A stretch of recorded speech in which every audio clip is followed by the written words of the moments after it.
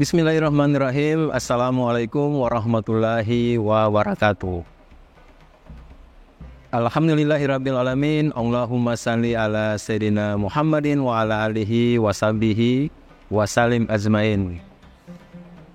Alhamdulillah, kami dari Yayasan Rubatul Khairat Kota Ternate di bawah pimpinan Al-Habib Abdurrahman bin Kamil As-Sagaf.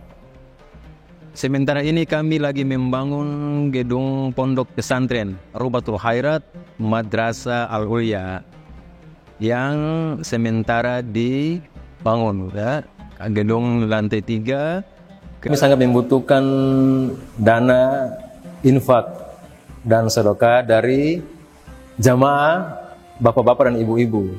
Bagi yang mau berinfak untuk melanjutkan pembangunan gedung pondok pesantren, bisa ditransfer di rekening Bank Syariah Indonesia atas nama Yayasan Rubatul Khairat. Nomor rekening 72356395526. Terima kasih.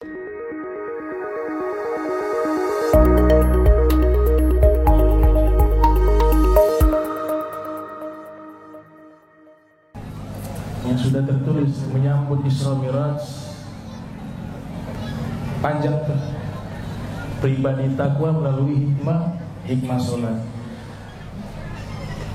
Nah, ada yang minta pesanan untuk menyampaikan masalah handphone. Ya, di zaman kita ini kadang-kadang suami istri satu rumah, tapi seperti tidak ada di rumah.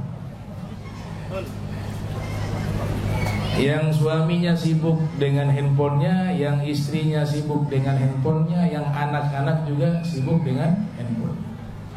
Ini jadi satu al-ibtila fi hadzal zaman. Satu ujian di zaman kita. Saya mengatakan handphone itu seperti pisau. Bisa untuk kebaikan, bisa untuk keburukan. Ada dampak positifnya, ada pula dampak negatifnya. Ada salah satu ulama besar di Mesir, dia menyatakan bahwa isyarat handphone itu sudah ada di dalam Al-Quran. Ini tafsiran beliau. Yauma yafirul mar'u min akhihi wa ummihi wa abihi wa sahibatihi wa banihi likulli imri'in yauma idzin sya'nu yughnihi. Akan datang satu hari seseorang itu jauh dengan istrinya, dengan anaknya, dengan orang tuanya. Kenapa jauh? Bukan karena jarak, mereka dekat, tapi sya'nun yughnihi. Ada hal yang membuat mereka sibuk sendiri. Itu beliau tafsirkan, yang dimaksudkan adalah HP. Wujuduhu ka'adamih. Dia ada seakan-akan tidak ada. Nah, ini buat ketagihan juga, lupa waktu. Baca Al-Quran kadang-kadang baru 10 menit ngantuk, ya. Tapi kalau handphone bisa berjam-jam, ya. Bahkan ada yang sebelum tidur itu ritualnya bukan baca doa. Baca apa tuh? Ya, buat status, baca Instagram dan seterusnya, story. Jadi kita ini kan khalifah dalam Al-Quran. Inni ja'ilun fil ardi khalifah. Khalifah itu artinya pemimpin. Dia yang mengatur segala sesuatu. Tapi di zaman sekarang kebalik. Benda kecil yang namanya handphone justru mengatur manusia. Jadi kita yang harus mengatur, ada waktunya.